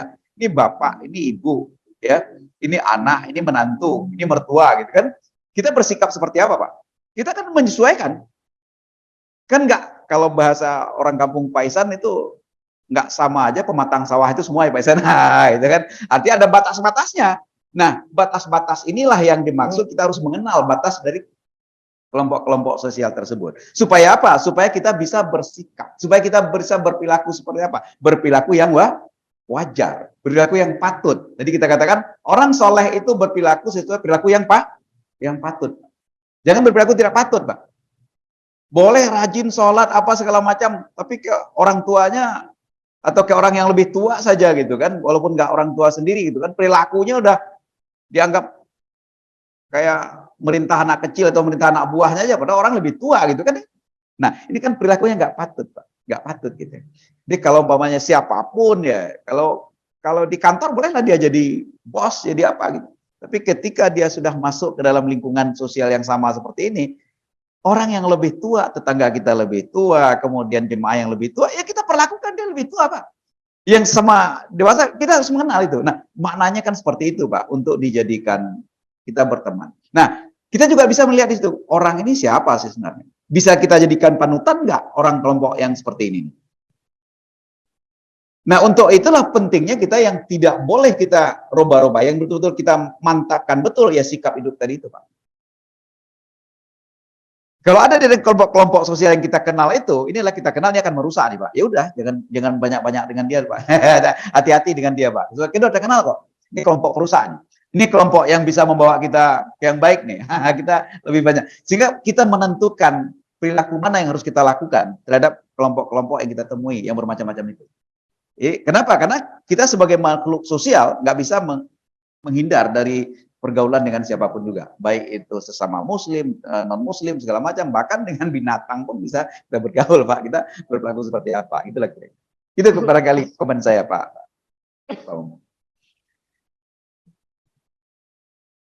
Bagaimana, Bapak Ibu masih ada atau mungkin yang di rumah atau diri ada yang mau bertanya? Ya.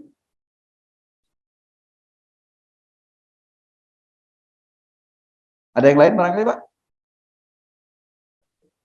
Pak Teo? Wah, Pak Teo di mana? Waduh, Pak Teo ngumpet di balik tiang, jadi nggak kelihatan sama saya itu kan. Silakan Pak Teo.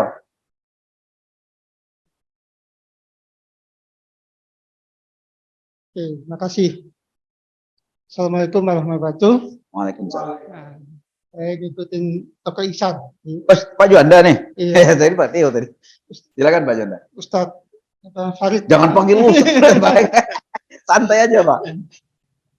Jadi saya cuma ini aja Pak Ustadz Farid. Jadi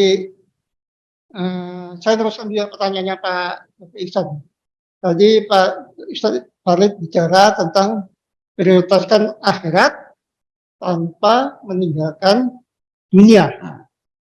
Terus kemudian harus ada panutan kan? Saya mengenal beberapa jemaah gitu, yang panutannya itu Siti Maryam, ibunya Nabi Isa. Bisa. Itu kan dia full untuk akhirat, nggak ada urusan dunia. Yang menyiapkan urusan dunia Allah langsung. Nah, jadi dia mengikuti itu Pak. Nah, bagaimana nih Ustadz Farid? Buat kita yang di zaman Nabi Muhammad kan, ikut Nabi Muhammad. Ya. Nah, karena mereka itu sangat ketat untuk melakukan itu dan selalu mengajak. Ya. Termasuk saya diajak-ajak terus. Kamu itu salah, kamu itu dunia terus. Gitu. Jadi saya ngajar Sukabumi disalahin Pak. Salah, ngajar di Sukabumi jauh-jauh ngapain? Nah, itu bagaimana Ustadz kalau saya kepingin pendapat Ustadz Farid tentang itu. Jadi ada kelompok jamaah yang panutannya itu Siti Maryam. Siti Maryam ya. Nah, jadi urusan akhirat, dunia nanti Allah yang siapkan. Nah, gitu. Ya, saya kira itu. Assalamualaikum warahmatullahi wabarakatuh. Waalaikumsalam warahmatullahi wabarakatuh. Ini pertanyaan yang menarik tapi lumayan berat ini kalau menurut saya kan. Ya kalau acuannya, kenapa harus mengacu kepada Siti Maryam? Siti Maryam itu kan hanya sebagai sebuah fenomena ya, yang kita lihat, yang diceritakan di dalam Al-Quran. Kemudian fenomena yang disediakan di dalam Al-Quran tersebut itu ada banyak figur, banyak tokoh yang diceritakan di dalam Al-Quran yang mungkin bisa kita ambil contoh. Nah, mungkin tadi saya lupa menjelaskan, sebentar dulu Pak, sampai ke situ. Ketika kita bicara tentang wabatari fima atakallah darul akhirah tadi, itu konteks di ayat sebelumnya itu menceritakan dengan Qarun, Pak. Ya. Cerita Qarun. Nah, ini tokoh lagi dalam Al-Quran kan? Ada tokoh dalam Al-Quran bercerita tentang Qarun. Kan kita tahu ya cerita tentang Qarun kan? Di ayat sebelum-sebelumnya, ayat 76, 75 belakangnya itu sebenarnya cerita tentang kasus Qarun, Pak. Yang selalu mengedepankan hanya urusannya udah dunia terus gitu. Makanya muncul di ininya Allah memperingatkan, janganlah dunia melulu yang diinikan gitu kan. Nah, jadi banyak sebenarnya figur-figur yang diceritakan di dalam Al-Quran tersebut yang semua itu adalah punya makna, Pak. Punya maksud oleh Allah Subhanahu wa taala. Jadi apa maksudnya diceritakan Qarun? Yang ujungnya ditutup dengan ini kan. Dengan supaya kita lebih mengedepankan akhirat, bukan dunia. Nah, tapi bagaimana cerita dengan Siti Maryam? Nah, ini Siti Maryam lebih mengedepankan kepentingan akhiratnya. Ya, ini saya nggak terlalu mendalami ayat ini nih. Saya belum mendalami ayatnya nih Pak Jonda. Tapi bisa memang situasi sosial masyarakatnya pada saat itu sebelum Nabi Isa meninggal ini, itu memang sudah luar biasa. Dunianya itu sudah melebihi Qarun, jangan-jangan gitu kan. Sehingga dibutuhkan satu contoh, satu figur apa namanya Siti Maryam gitu kan. Nah, kemudian apakah itu harus kita contoh? Saya pikir untuk kepentingan akhiratnya kita contoh, Pak. Karena di dalam Al-Quran itu kan juga tidak hanya contoh Siti Maryam, tapi juga ada contoh yang lain juga yang memerlukan dunia. Sehingga dalam Al-Quran juga dikatakan, apabila kita menginginkan dunia pakai ilmu, bila menginginkan akhirat pakai ilmu. Nah, kalau pakai ilmu untuk dunia dan akhirat kan nggak mungkin Allah mengatakan cukup dunia saja. Tapi kalau kita inginkan dua-duanya juga pakai ilmu, berarti itu menunjukkan apa? Ya, jadi makanya ayat Al-Quran kalau menurut saya, jangan kita ambil satu sepotong. Ini maaf Pak, ini dari beberapa hal yang ini saya lihat gini. Sebenarnya dalam kajian Al-Quran ini yang kita butuhkan sebenarnya apa Pak? Saya jujur saya katakan, saya nggak terlalu banyak ngaji kitab tafsir Pak. Bukan yang nggak mau gitu, tapi nggak terlalu banyak. Saya lebih cenderung, saya baca ulumul Quran Pak. Saya kalau menurut ini, sebaiknya kita lari ke ilmu dasarnya. Kalau penafsiran itu kan sudah banyak ya, ditafsirkan orang. Jadi, ulumul Quran, dalam artian bagaimana memahami ayat Quran, bagaimana menafsirkan ayat Quran. Paling tidak kita tahu, seperti apa ayat sebelumnya. Dalam konteks apa ini? Apa asbabun nuzulnya? Kenapa ayat ini turun? Kan gitu. Jadi, ilmu ini harus kita pahami menurut saya Pak, lebih dulu. Jadi kalau kita memahami ulumul Quran, ya, jadi kalau kita baca kitab tafsir, kita tidak bisa menerima penafsiran macam-macam kan gitu kan. Gitu. Jadi disinilah kalau menurut saya Pak Jonda ya, memahami ayat Al-Quran itu kita nggak bisa sepotong, kita harus bisa melihat ke yang lain juga. Kalau kita lihat sepotong Pak, ini cukup di sini aja dulu Pak ya. Saya nggak mau nih ini walaupun di luar ada yang apa namanya online juga nggak apa-apa lah dengan nggak terlalu terbuka. Kita contohkan kayak ini Pak. Saya mencoba memahami sebenarnya. Fankihu ma tabalakum minan nisa masna wa sulasa wa ruba. Boleh sampai 4 ya Pak ya. Wa in khiftum alla ta'dilu bahwa tidak kan? Kan katanya boleh Pak. Tapi kalau kita mencoba menafsirkan atau memahaminya itu dengan melihat ayat lain, coba lihat surat An-Nisa-nya ayat 129, katakan apa? Sekali-kali kalian itu tidak akan bisa berbuat adil kepada istri-istrimu. Apa kira-kira maknanya Pak? Kalau kita kaitkan dengan ini, kalau kita memahami Al-Quran ini. Jangan hanya dipahami itu boleh. Istri sampai 4. Karena dipahaminya sampai di situ Pak. Jangan itu pun dipotong. Coba baca dari awalnya, ini salah satu contoh ya, memahami kayak gitu. Itu kan konteksnya itu adalah fa'in khiftum ala ta'dil jika Anda khawatir itu berbuat tidak adil terhadap anak yatim, Pak. Konteksnya itu anak yatim, Pak. Jadi cerita boleh menikah 1, 2, 3, 4 itu di tengah ayat tuh, Pak, bukan awal ayat itu. Sebelumnya cerita anak yatim kan, Pak? Nggak ada urusan anak yatim, nggak ada urusan apa, tau-taunya pengen punya istri 4. Bagaimana orang memahaminya kayak gitu? Kalau saya jujur saya katakan saya kritis Pak memahami kayak gitu. Walaupun ya mungkin mereka ulama besar, kiai besar, tapi saya enggak kok dipahami langsung. Ya boleh itu. Ya memang boleh, tapi dalam konteks apa bolehnya? Lihat dong ayat pangkal ayatnya apa cerita anak yatim. Tapi kata-kata fa in khiftum alla ta'dilu fawahidah. Kalau Anda takut berbuat adil cukup satu, tapi di ayat lain kok ada gitu kan? Sekali-kali kamu tidak akan pernah bisa berbuat adil terhadap istri-istri kamu. Apa maksudnya? Jadi ada ancaman, ada peringatan besar gitu kan. Nah, makanya jangan hanya memahami ayat itu dalam konteks yang lebih sering didiskusikan orang ya. Kalau yang disampaikan Pak Jonda tadi kan jarang didiskusikan orang kan gitu. Tapi itu pun juga jangan kita pahami sepotong tentang cerita Siti Maryam. Tapi ada ayat yang lain juga yang berbicara antara dunia dan akhirat gitu loh kan.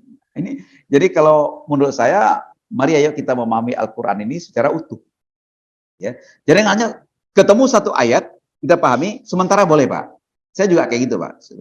Tapi sambil kita baca Al-Qur'an itu jangan-jangan ketemu ayat lain yang ada kaitannya dengan ayat ini.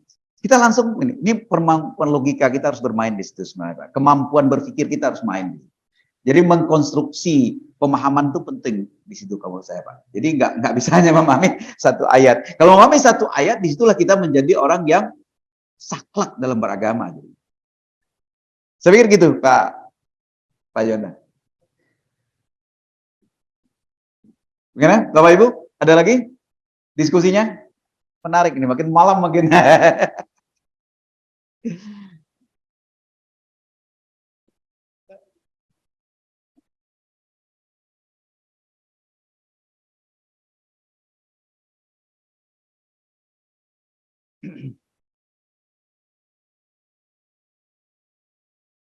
Kenapa? Ya, tadi udah saya jawab tanya, mungkin yang online ada yang mau bertanya, silakan Pak. Mungkin ada Pak Ari, Pak Edi, Pak Yani juga. Silakan.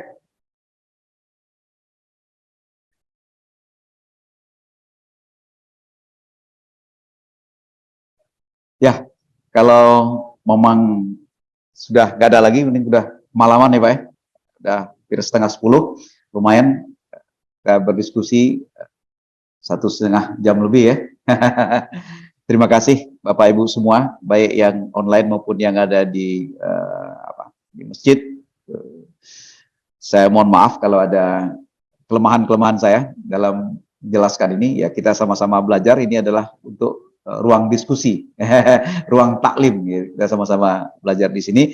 Mudah-mudahan untuk sesi berikutnya kita akan coba bicarakan nanti dalam kerangka berpikir tadi adalah kontrol perilakunya. Seperti apa kita memahami apa yang perlu kita pahami tentang kontrol perilaku tersebut. Baik, terima kasih semuanya. Saya mohon maaf, kita tutup kajian kita malam hari ini dengan Alhamdulillah Rabbil Alamin. Assalamualaikum warahmatullahi wabarakatuh. Waalaikumsalam. Terima kasih Bapak Ibu yang online. Saya mohon pamit live ya.